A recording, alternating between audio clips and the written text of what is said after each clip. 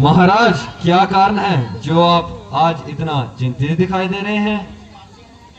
क्या किसी मानसिक दुख ने घेरा है? क्या कहूँ ए मुनि जी मैं अपनी व्यथा, मुझको औलाद का दुख सताता रहा। क्या कहूँ ए मुनि जी मैं अपनी व्यथा, मुझको औलाद का गम सताता रहा। हर तरफ से हुई ना उम्मीदी मुझे, हर तरफ से हुई ना उम्मीदी मुझे, और अब जमाना जवानी का जाता रहा। क्या कहूँ ए मुनि जी मैं अपनी बता, मुझको औलाद का गम सताता रहा।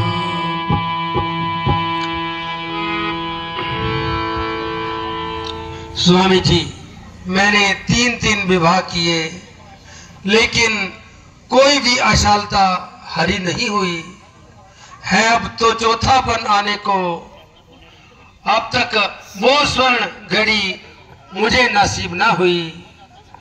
हो जाता यदि एक पुत्र जो मेरा नाम चलाने वाला होता, इस राज्य का जो अधिकारी होता और मेरे वंश को बढ़ाने वाला होता। राजन, तुम इतने ज्ञानी होकर क्यों व्यर्थ की चिंता करते हो? चिंता है बड़ी चीता के समान, जो नर को निर्जीव बनाती है, मुर्दे को चीता जलाती है, जिंती को चीता खाती है। हो जाए जो ही पुत्र तो वो घर को शमशान बनाता है। राज व्यर्थ का है ये विचार कि बेटा कब नाम चलाता है। लोगों ने अब बस अपना नाम कमाया है। ध्रुव और बदलाव के पुत्रों ने कब अपना नाम चलाया है? गुरु जी, आपका कहना तो बिल्कुल सत्य है, मगर राजन, मन को छोटा ना करो, भगवान पर भरोसा रखो, आपकी मनोकामना अवश्य पूरी होगी। आप सिंह ऋषि से पुत्र ऋषि यज्ञ कराओ। मंत्री जी, आप शीघ्र जाइए और श्रृंगी ऋषि जी को बुला करके लाइए और पुत्रेष्टि यज्ञ का प्रबंध करें। चांद चढ़े, सूरज भवे, दीपक जले, जिस वर्ग के घर में बाल नहीं वह घर तो कैसे चले।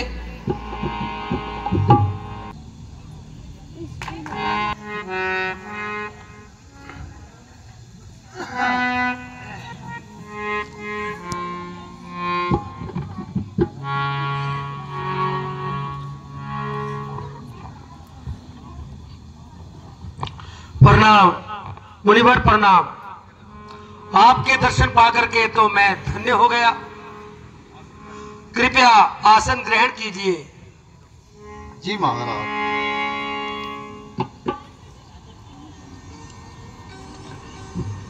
कहिए महाराज, मुझे इतनी जल्दी आने का संदेशा क्यों भेजा?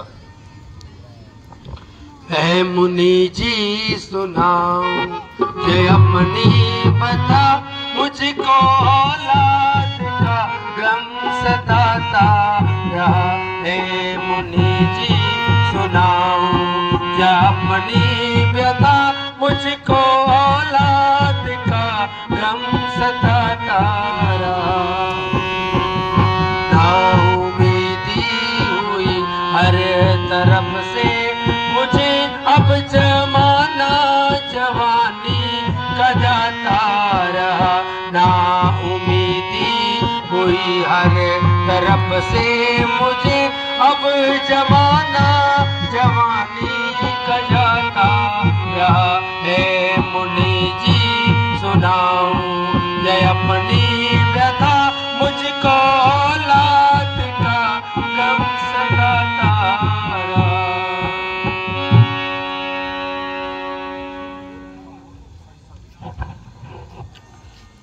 मुनि जी, मेरी उम्र का बहुत सा हिस्सा अब बीत चुका है और जवानी के दिन तो एक एक करके खत्म हो गए हैं।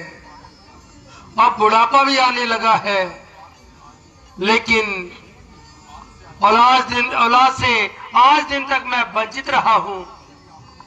इसलिए हे मुनिवर, आपको यहाँ बुलाया है। कृपया आप मुझ पर कृपा करें और मेरे लिए पुत्रेष्टि यज्ञ करें। राजन, आपका दुख तो सच में बहुत ही गहरा है, लेकिन फिर भी यह चिंता करने का विषय नहीं है।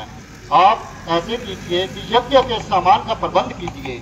हम अभी आपके लिए पुत्रेष्टि यज्ञ करवाते हैं। मुनिवर, यज्ञ का सामान तो एकत्रित कर लिया गया है, लेकिन सिर्फ आपका ही इंतजार था। तो आइए महाराज, अब और किस बात का इंतजार है? आप जल्दी से सामान ले आइए।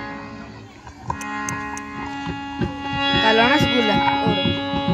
Por su kela.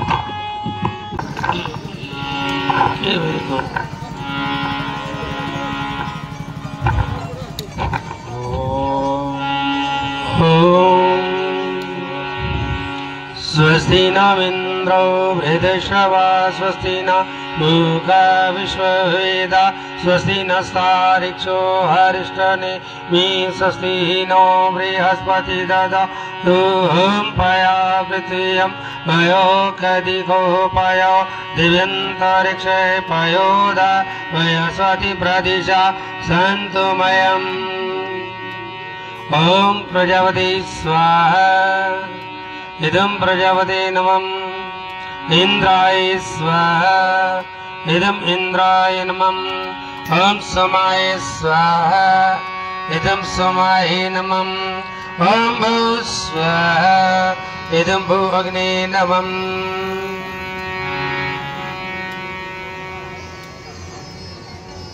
राजन, ये यज्ञ के हवि अपनी तीनों रानियों में बांट दीजिएगा। अगर भगवान ने चाहा तो जल्द ही आपके घर में संतान प्राप्ति होगी।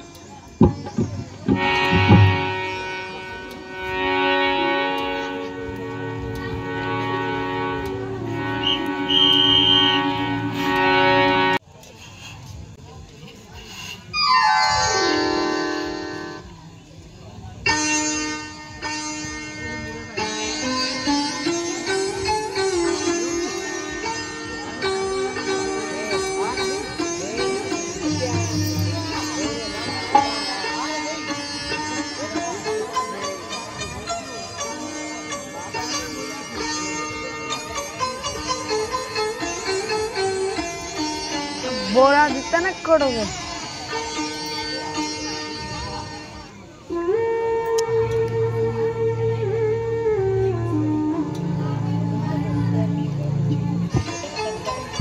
प्रणाम महाराज।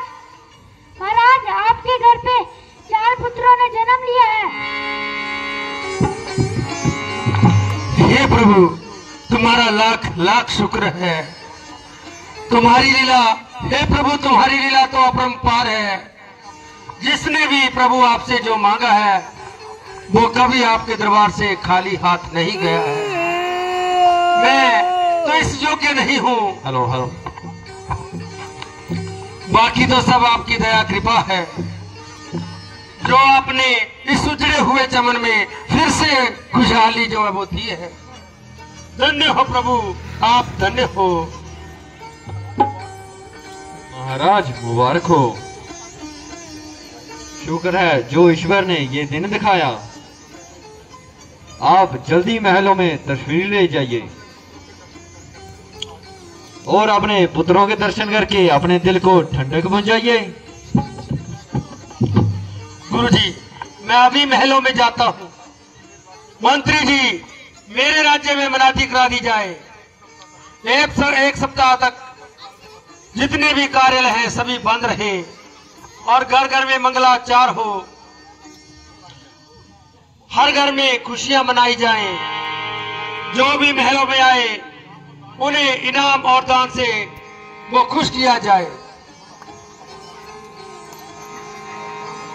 बहुत अच्छा महाराज, आप निश्चिंत हो जाइए।